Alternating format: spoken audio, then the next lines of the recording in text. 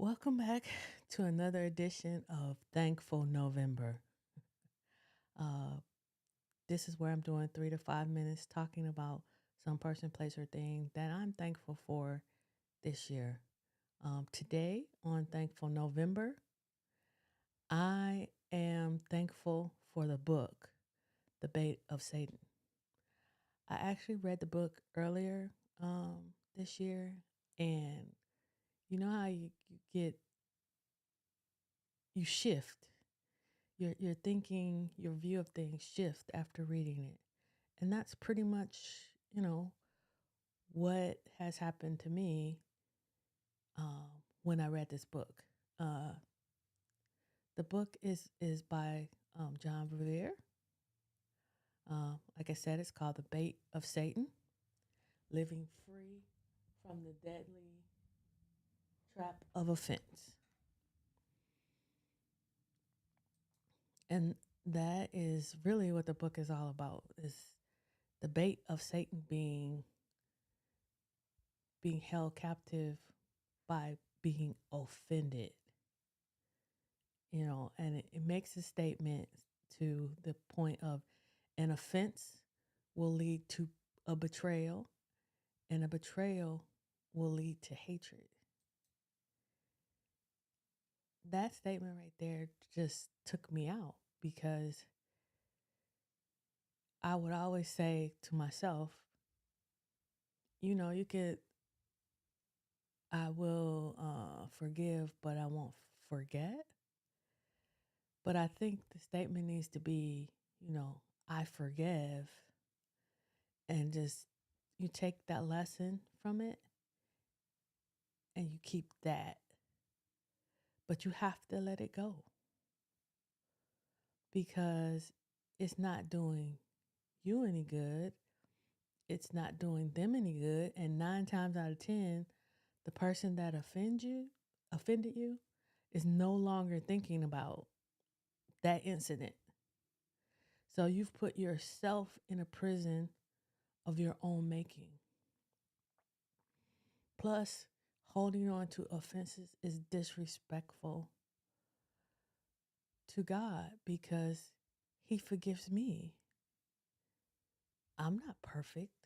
I have done things that I'm not proud of. Um, Things that I may or may not be ashamed of or should be ashamed of, but He's forgiven me. And how can I ask and accept that grace if I can't give it and extend it to other people? And I know it's hard because sometimes people do you really, really dirty. I mean, usually the only people that really hurt you to the core is people you know and love because they know the exact spot, the exact phrasing to hit you exactly where you live. They know all your weak points and they can jab with considerable accuracy. So I'm thinking, you have to let it go. Because, like I said, 9 times out of 10, they're not even thinking about it anymore. They've done what they came to do and they left it on your doorstep like garbage and you took it into your house instead of throwing it away and letting it go because that's a mark on them. It has nothing really to do with you. And as I go on this health journey that I'm on, I realize too that holding on to offenses, it, it, it puts stress on your body and it can affect your health.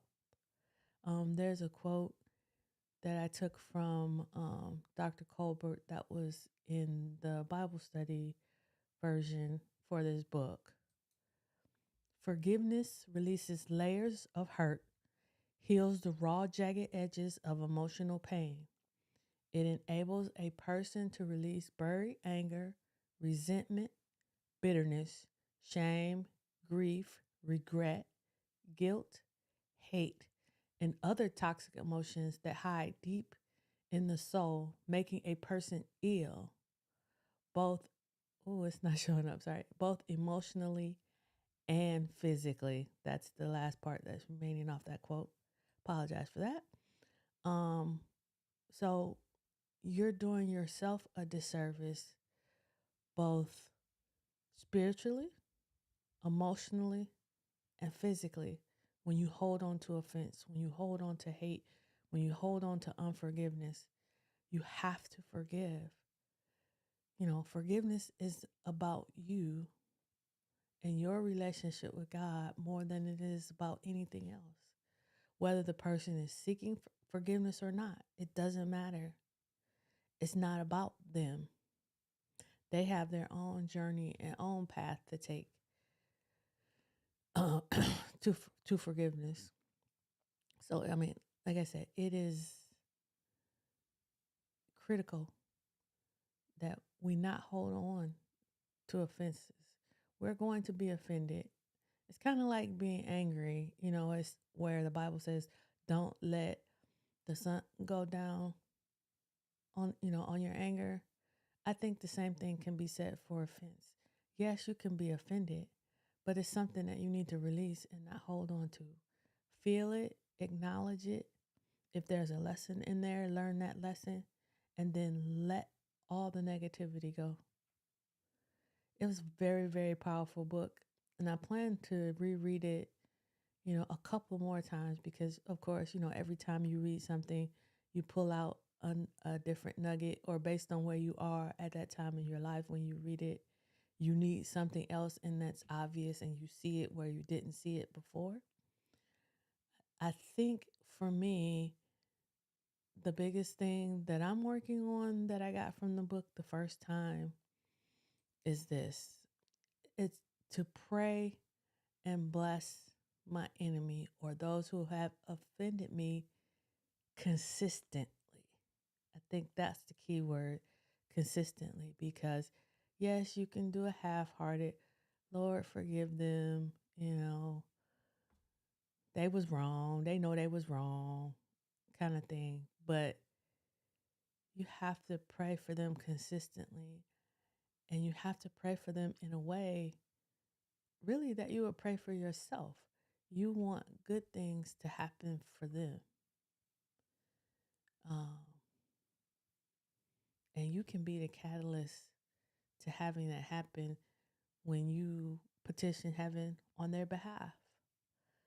So, and in praying for them, it helps you to release any little slivers and nuggets of still resentment and hurt, because you can't be angry at a person over a long period of time if you're sincerely praying for them.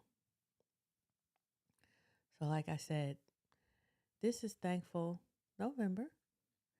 I am truly, truly grateful for having read this year The Bait of Satan by John Bevere. Awesome, awesome book. I suggest you pick it up and read it. It will change your life. I really believe that. Um, and like I said, Thankful November. I'm doing 3 to 5 minutes every day in the month of November, talking about a person, place, or thing to help me get more comfortable being in front of the camera so that I can prepare for the launch of my podcast coming January 2025 called Knowledge Gumbo, where we'll look at quotes, excerpts from books, proverbs, filtered through the lens of Black women. Most of those quotes and excerpts will be by Black women. But think of this as a podcast for, by, and about Black women, increasing their knowledge, adding to the gumbo of their lives so that they are richer, smarter, and that they, and with the woman being the main teacher in the home, that they can serve it up to the people in their lives. So again, Thankful November. Today I'm thankful for the book, The Bait of Satan. Thank you for joining me. We will do this again tomorrow. God bless.